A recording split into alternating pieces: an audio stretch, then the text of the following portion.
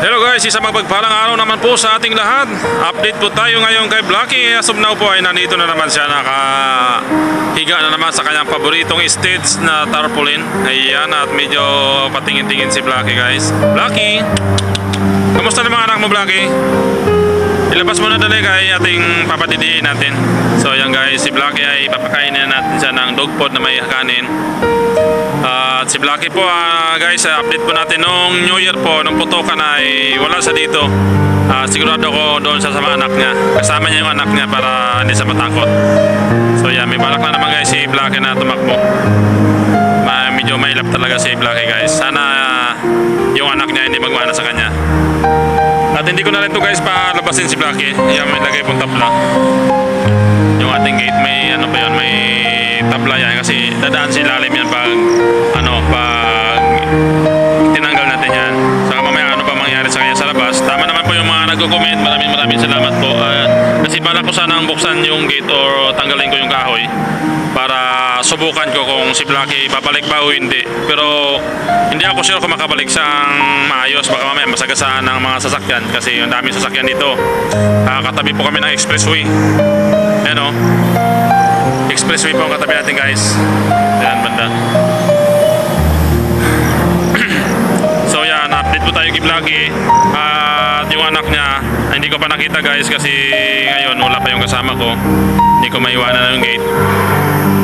Pinupuntahan ko naman doon saglit, pero hindi ko talaga totaling mahanap gawa ng dinala ni Blacky sa gitna talaga siguro ng gubat, mga damuhan.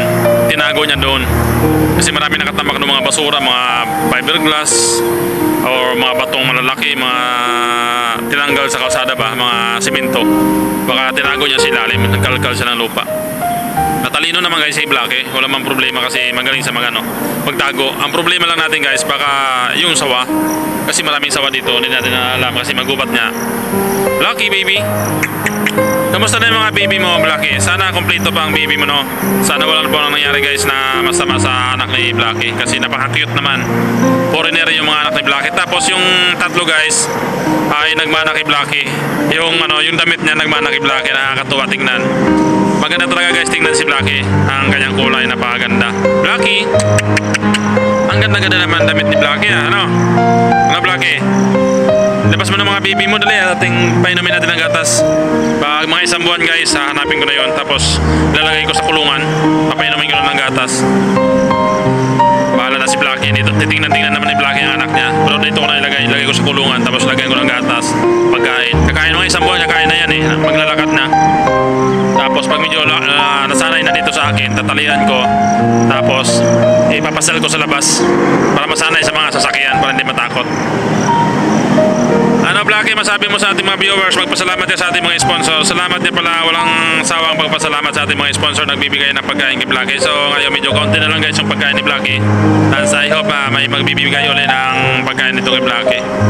Kasi malakas si Blacky kumain guys, kasi pito pa naman pinapadidi niya. Si Blacky ay 3 beses kumain sa isang araw.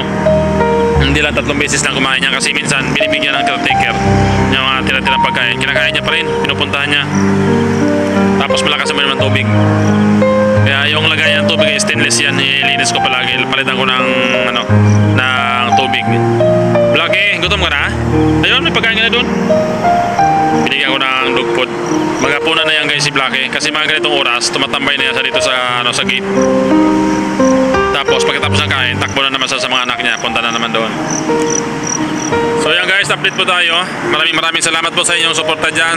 Wala sa suporta. Ayan, welcome po sa 2025. I hope na magkaroon tayo ng viral na video, na long video. Sana may mag-viral dito sa video ni Blacky. Sana marami pa guys na mag-share sa video ni Blacky.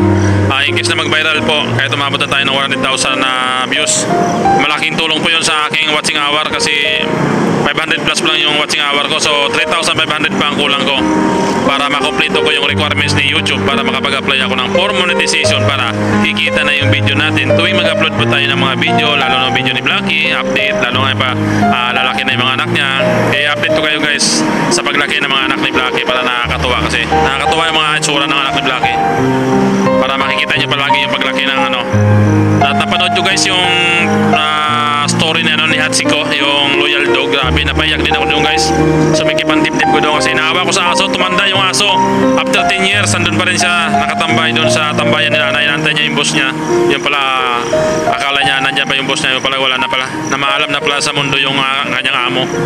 At saka dumating yung ano niya, yung kamag-anak ko, asawa ng namatay. Nakita niya yung aso, iniyakap niya, iyak na iyak siya. Pati ako tuloy, napaiyak din ako. Tumulo talaga ang luha ko nung guys. Nasikip talaga ang dibdib ko kasi inaawa ko sa aso. Napaka-loyal talaga yung mga aso. Kahit anong mangyari, ay hindi ka iiwanan. Kita mo, antay silang antay, pabalik-balik. Ay hindi na dumating yung amo niya. Yung pala ay wala na pala yung amo niya. So guys, ayan. Ay maraming salamat po. Mag-bye-bye muna kay Blackie. Bye-bye Blackie. Blackie. Blackie baby. Bye-bye Blackie, wag takbo. Ang kuha pa naman si Blackie guys. Ang bait-bait naman ni Blackie, ano? Ang ganda-ganda ng kulay ni Blackie, parang nakapantalon eh. Yan guys, maraming salamat po. God bless po sa atin lahat. Bye.